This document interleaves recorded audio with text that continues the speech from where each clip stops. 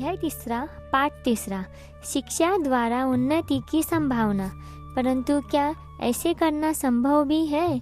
क्या मनुष्य हमेशा सीख सकता है?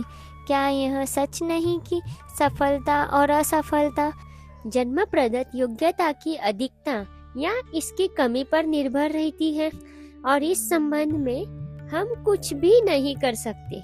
क्या सीखने में समय और उद्योग का लगाना बुद्धिमानी है? ये प्रश्न इतने उचित और महत्वपूर्ण है कि इनका उत्तर बड़ी सावधानी से देना चाहिए।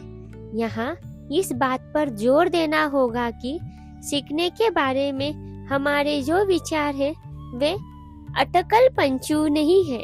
मनोविज्ञान के पंडितों ने बड़े परिश्रम से सहस्त्रों प्रयोग किए और तब कहीं वे अपने विचारों को स्थिर कर पाए।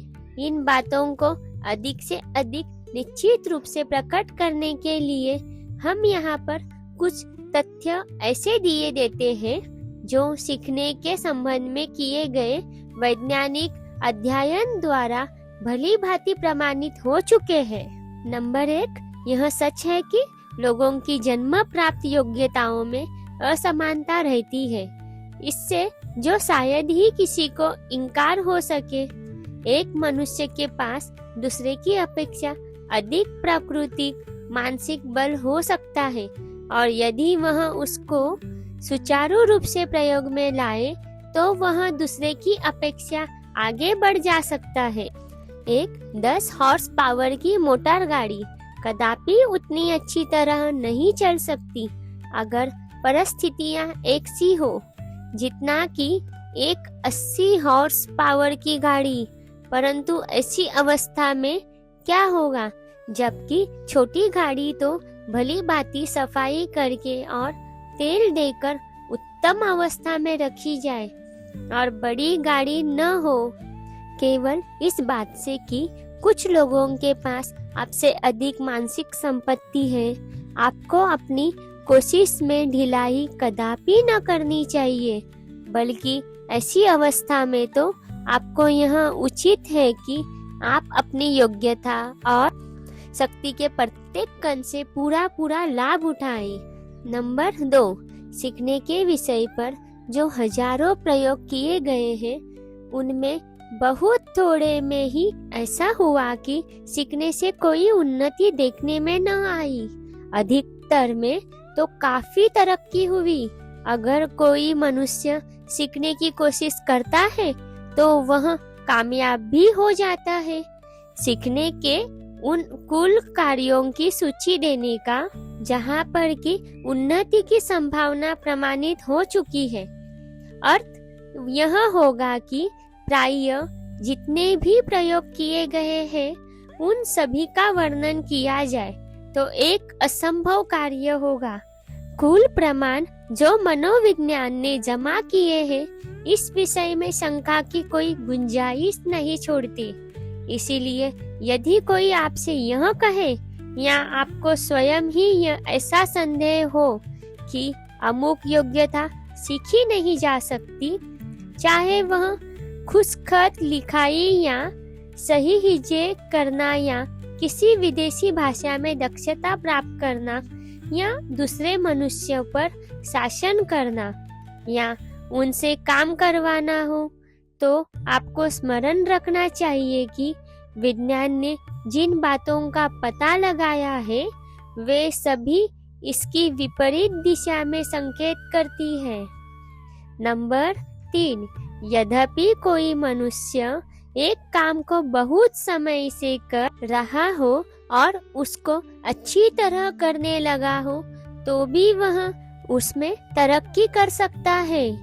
सन 1906 में दुनिया में टाइपराइटिंग की सबसे तेज गति 82 शब्द प्रति मिनट थी और वह स्त्री जिसने उसको प्राप्त किया था कहती थी कि इससे आगे कोई न बढ़ सकेगा, मगर उसी स्त्री ने स्वयं अपनी गति को पहले 87 और फिर 95 शब्द प्रति मिनट कर दिया। कुछ वर्ष हुए यह गति 147 पर जा पहुंची। टाइप लगाने वाले जो उस काम को वर्षों से कर रहे हैं और जिन्होंने अरसा हुआ तरक्की करने को, कौन कहे तरक्की की संभावनाओं में विश्वास करना भी बंद कर दिया। उनको जब विशेष शिक्षा दी गई तो उन्होंने थोड़े ही महीनों में अपने काम करने की गति में अद्भुत उन्नति कर दिखाई। सीखने के विषय में की गई खोजों में सबसे विचित्र बात है स्थायी उन्नति की संभावना। सीखने की क्रिया के प्रमुख अन्वेषकों में से एक का कहना है कि जीवन के साधारण कामों में से अधिकांश में, जैसे नामों और चेहरों का याद रखना, हाथ से लिखना, जबानी गणित के सवाल निकालना, हम 25 से 40% तक आवश्यकता से कम दक्ष है।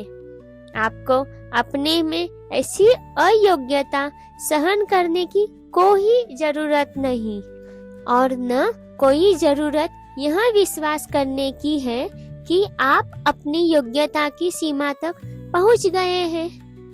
नंबर 4, आप सीखने की विधि को भी सीख सकते हैं।